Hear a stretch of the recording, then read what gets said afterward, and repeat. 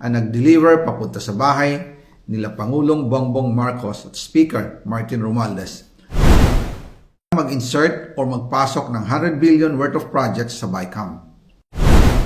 Sana po ay hindi nila ako mapatay bago ko mailabas ang lahat.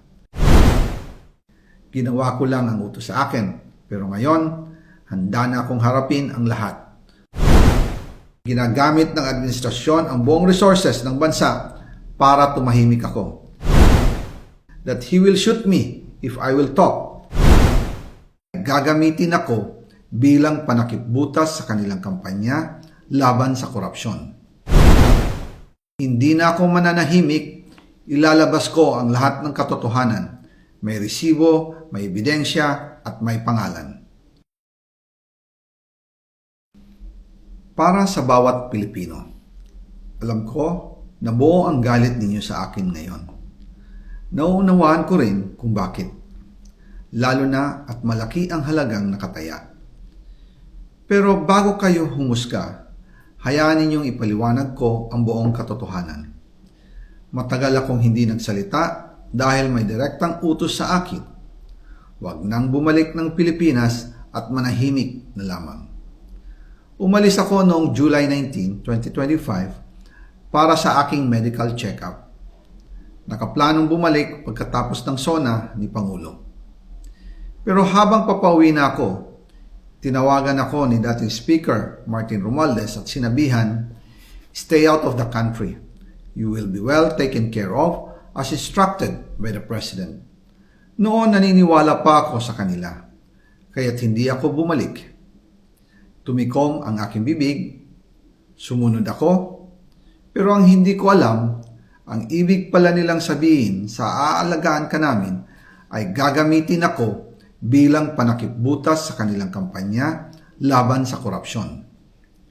Ginawa nila akong poster boy ng kanilang sariling kasinungalingan. Ngayon, hindi na ako mananahimik, ilalabas ko ang lahat ng katotohanan. May resibo, may ebidensya, at may pangalan. Nagsimula ito nung tumawag si Sekmina Pangandaman sa akin nung nag-umpisa ang BICAM process last year, 2024. Ang sabi niya, katatapos lang ng meeting nila ni Pangulo at may instructions na mag-insert o magpasok ng 100 billion worth of projects sa BICAM. At sinabi pa ni Sekmina, you can confirm with Yusek Adrian Bersamin dahil magkasama sila sa meeting ni Pangulong BBM noong araw na yon. Tinawagan ko po agad si Yusek Adrian Bersamin at tinanong ko kung may instruction nga ba ang Pangulo na magpasok ng 100 billion during their meeting. Ang sabi niya ay totoo nga po. Right after our conversation, tinawagan ko po si dating Speaker Martin Romualdez at nireport ko ang instructions ng Presidente to insert the 100 billion projects.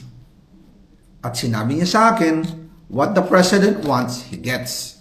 After ng ilang araw, nag-set po ng meeting si Sekmina Pangandaman at Yusek Adrian Bersamin sa amin ni dating Speaker Martin Romualdez sa Aguado Building in front of Gate 4 ng Malacanang at nandun din po si Yusek Jojo Cadiz. During the meeting, binigay po ni Yusek Adrian Bersamin ang listahan na worth 100 billion. Tinanong ko po si Yusek Adrian kung saan galing ang listahan. Ang sagot niya, galing kay PBBM mismo at binigay niya ito mula sa brown leather bag. Nung sinabi po ni Yusek Adrian Bersamin, yung brown leather bag, naalala ko noong nasa Singapore kami right after the elections of May 2022 sa Hilton Hotel, kami ni dating Speaker Martin and PBBM habang pauwi at pabalik ng Pilipinas, hinabol ng PSG ang brown leather bag at ang sabi ni PBBM, maiwan na lahat, wag lang ang brown leather bag. Kaya naniwala ako na utos talaga ito ng Pangulo. Pagkatapos ng ilang araw, I informed sina dating Speaker Martin Romualdez, Sekmina Pangandaman, Yusek Adrian Bersamin, and Yusek Jojo Cadiz na kung pwede 50 billion lang ang ipasok sa program funds dahil so sobra ang DPWH funds versus sa DepEd. In practice, hindi pwede na mas malaki ang budget ng DPWH kaysa edukasyon. And yung balance na 50 billion, ilagay na lang sa unprogrammed funds for the 2025 budget dahil Office of the President din ang nagre-release ng lahat ng unprogrammed funds. Pagkatapos ng isang araw, tinawagan ako ni Sec Mina at sinabi ang mensahe ng Pangulo.